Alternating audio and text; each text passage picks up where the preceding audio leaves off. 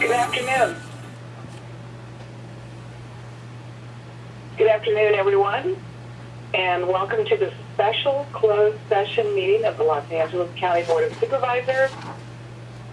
Today is Tuesday, February 21st, 2023, and we take note that a full complement of the board is present with the Chief Executive Officer, the Interim County Counsel, the Executive Officer, and the Sergeant at Arms are all here to assist.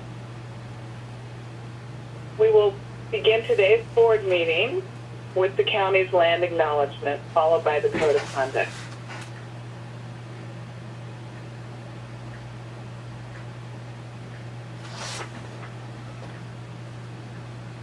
The County of Los Angeles recognizes that we occupy land originally and still inhabited and cared for by the Tongva, the Tatavian, Serrano, Quiche, and Chumash peoples. We honor and pay respect to their elders and descendants, past, present, and emerging, as they continue their stewardship of these lands and waters. We acknowledge that settler colonization resulted in land seizure, disease, subjugation, slavery, relocation, broken promises, genocide, and multi-generational trauma. This acknowledgement demonstrates our responsibility and commitment to truth, healing, and reconciliation, and to elevating the stories, culture, and community of the original inhabitants of Los Angeles County. We are grateful to have the opportunity to live and work on these ancestral lands. We are dedicated to growing and sustaining relationships with Native peoples and local tribal governments, including, in no particular order, the Fernandino Tatavian Band of Mission Indians, the Gabrielino Tongva Indians of California Tribal Council, the Gabrielino Tongva San Gabriel Band of Mission Indians, the Gabrielino Band of Mission Indians, Quiche Nation, the San Manuel Band of Mission Indians, the San Fernando Band of Mission Indians. Ladies and gentlemen, may I please have your attention? The meeting of the Los Angeles County Board of Supervisors is about to commence. A code of conduct will now be read, and we request that you comply with it to ensure the efficient administration of the meeting.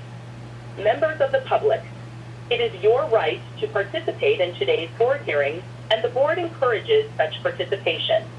However, the right of the public to address the board must be balanced with the need to ensure that public comment does not interfere with the orderly course of the board's business. All are reminded to abide by the following rules. Speakers must cease speaking immediately when their time has ended. Public comment on agenda items must relate to the subject matter of that item. General public comment is limited to subjects within the jurisdiction of the board. Public comment does not include the right to engage in a dialogue with board members or staff. Please remain respectful of the forum and refrain from uttering, writing, or displaying profane, personal, threatening, derogatory, demeaning, or other abusive statements towards the board, any member thereof, staff, or any other person. Members of the audience should be respectful of the views expressed by speakers, staff, and board members, and may not clap, cheer, whistle, or otherwise disrupt the orderly conduct of the meeting. Any person engaging in conduct that disrupts the meeting is subject to being removed from the board meeting. And finally, if you witness conduct or behavior by other members of the public that disrupts your ability to remain engaged or participate in this meeting, please notify the Sergeant at Arms or other county staff. Thank you for your cooperation. We will now take public comments on all the closed session items and just the closed session items. So members of the public on the telephone, please press 1 then 0 now to address the board. Executive officer, please read the call-in information that was also provided on the agenda, and please explain the speaking rules. Thank you, Madam Chair. For members of the public wishing to participate remotely, as indicated on the agenda, please call 877-692-8955 and use participant code number 1336503. Do not call that number if you only want to listen to the meeting. To listen only, please call 877-873-8017 and follow the instructions. Members of the public participating remotely or in the boardroom, please state your name, and you have 1 minute to speak on all closed session items. When speaking on items, you must be on topic. Our goal is to get through as many speakers as we can. If you're not speaking on the topic, or if we cannot tell if you're speaking on an agenda item, you will get 1 warning from County Council or the chair. If you do not immediately or clearly get on topic, or if you stray off topic again, you will forfeit the rest of your time, and the chair will move to the next speaker. Please note, if you're also listening to the board meeting on a computer or speakerphone, you will need to turn down the volume on those devices as soon as the moderator calls on you. If you do not turn down the volume, there will be an echo. We will now begin calling speakers. There are no in-person speakers, so we will go to remote speakers. Moderator, may we have the first remote speaker, please? Thank you. As a reminder to address the board, if you have not already done so, please press 1 then 0 at this time. Do not press 1 0 a second time, or you will be removed from the queue.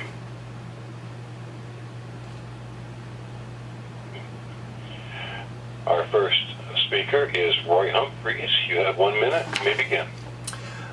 Since there's no specific, on CS5, there's no specific statement of persons, the Chief of Staff, Cindy Chen, and Ryan Serrano's Supervisor Solis office should be considered for discipline or termination for not putting the Caltrans Fullerton Tunnel Dwellers intervention as a public safety priority with Caltrans District Chief John Acosta, who called me this morning on the same issue. I don't think that's one of our closed session items. CS5 is on the persons in the managing a given division or segment. No, it's about department heads. Well, is not Cindy Chen a department head? And what about Ryan Serrano over in our district area? No, but nice try. But thank you. Thank you. Next speaker, please. Our next participant is Evette Karyn. You have 1 minute. Please begin. Evette, you have 1 minute. Please begin. Hi, my name is Evette Karyn. I'm from the Spa 1 area of Antelope Valley.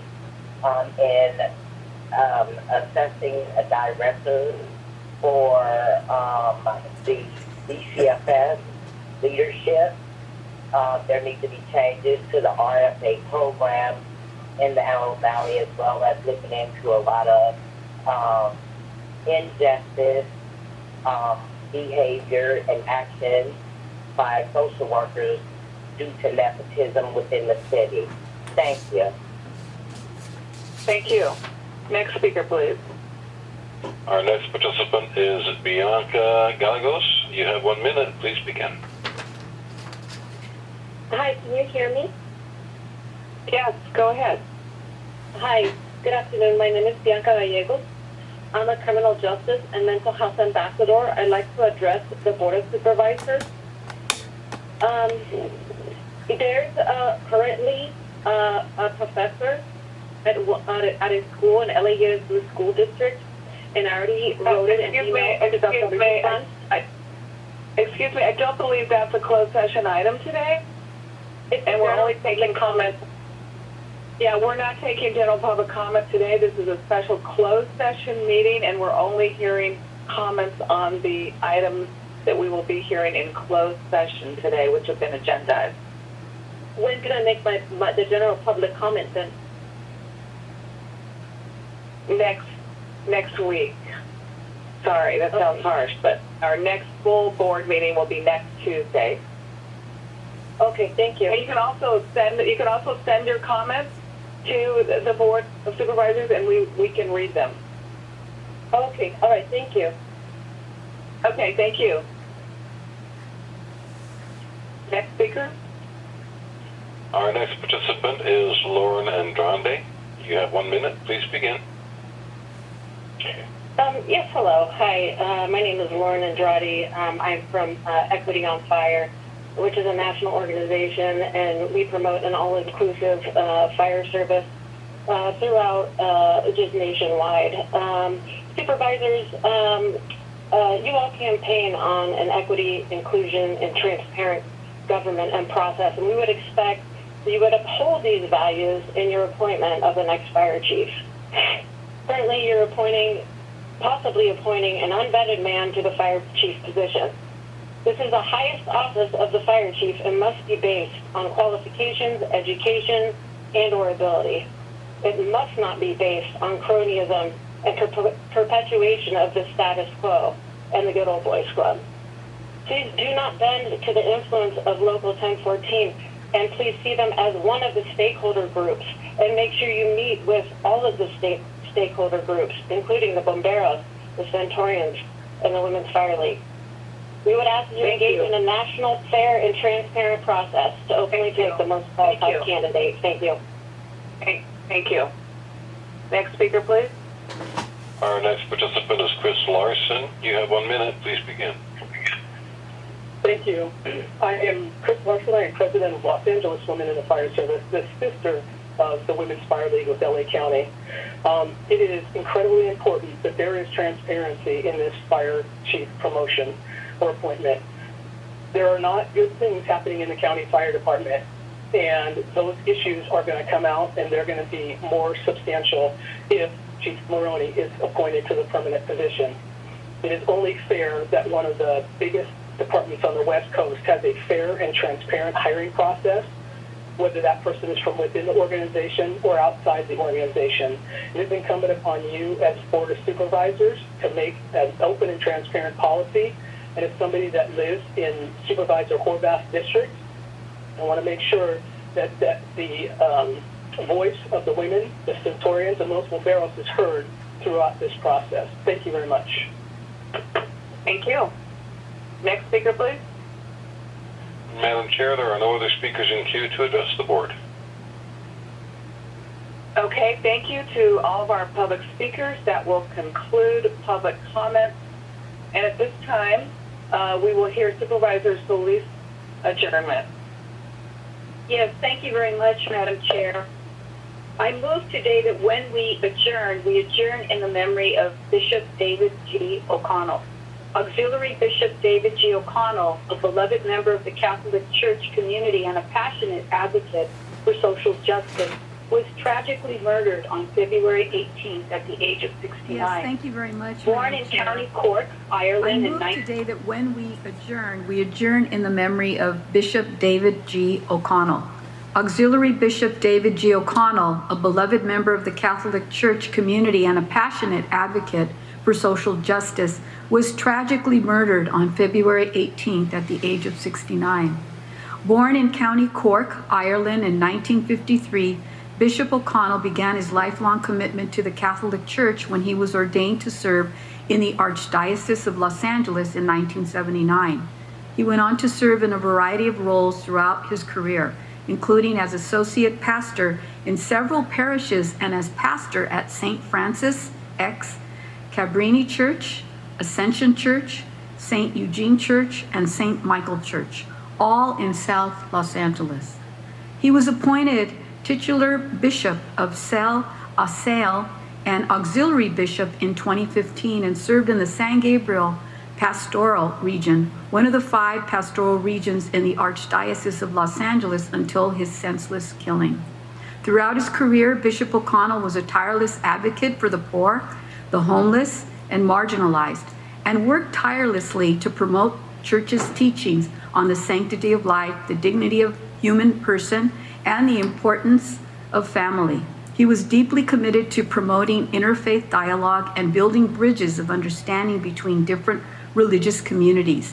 He was known to be a peacemaker during the most hardened times in LA history, and his presence helped us get through it in the 90s.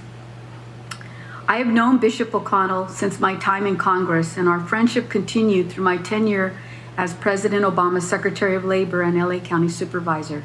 I have been a recipient of the Bishop's blessing and kindness when he conducted a mass to support my confirmation as Secretary of Labor.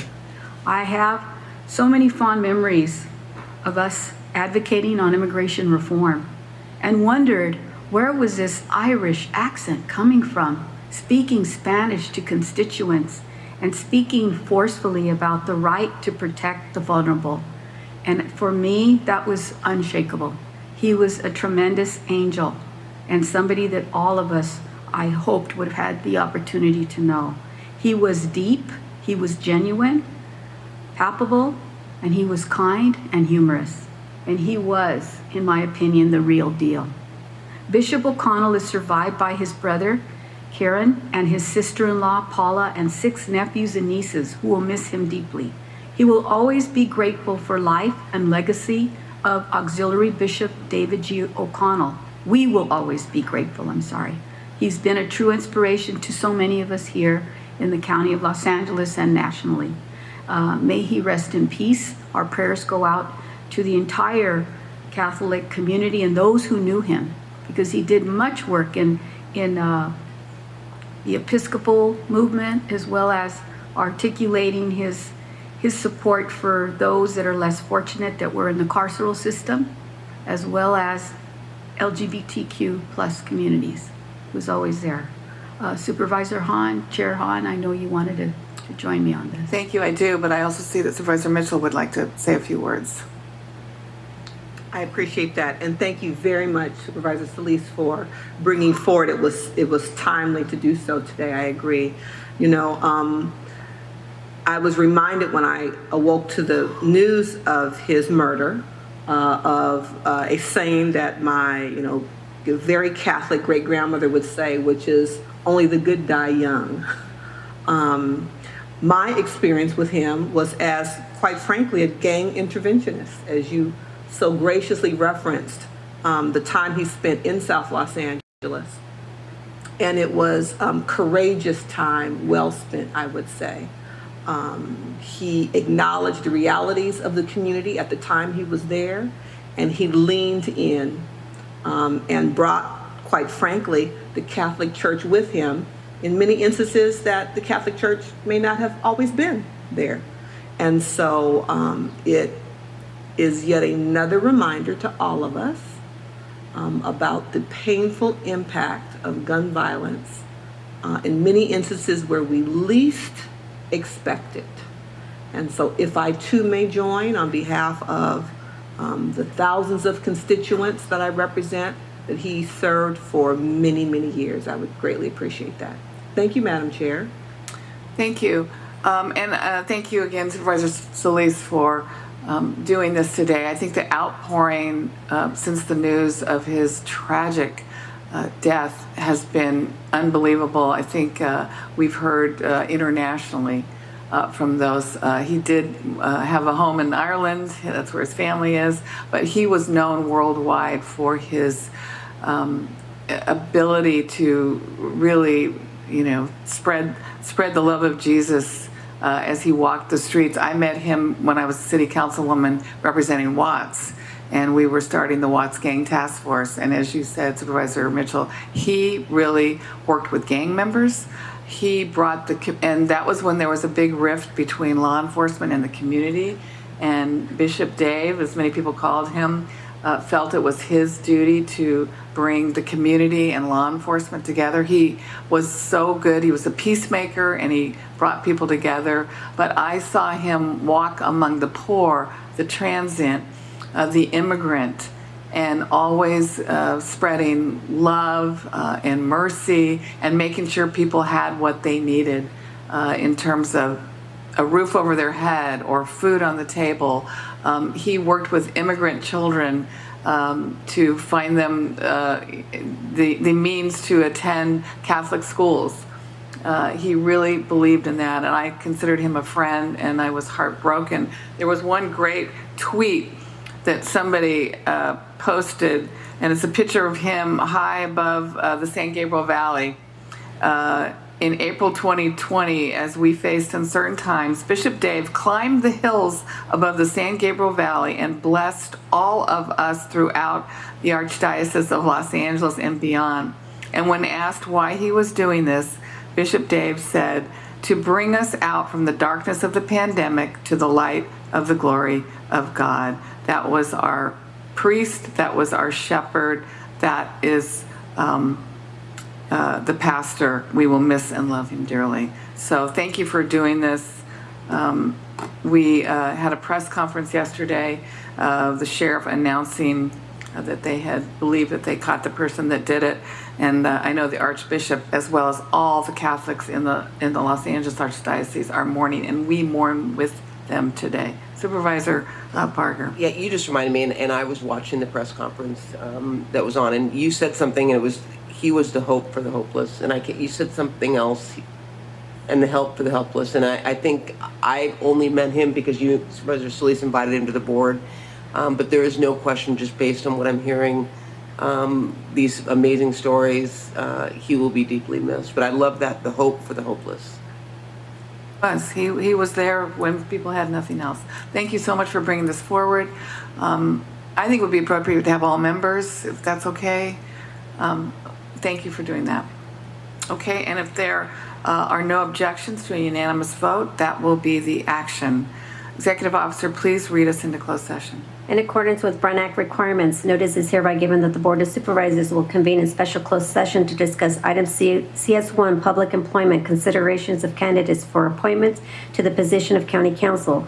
Item CS2, public employment, consideration of candidates for the appointment to the position of the Fire Chief, Fire Department.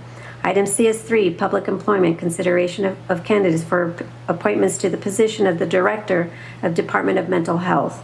Item CS4, public employment, consideration of candidates for appointments to the position of Director of Department of Public Social Services. Item CS5, Department Head Performance Evaluation, and item CS6, conference with labor negotiator Fezia Davenport and designated staff as indicated on the posted agenda.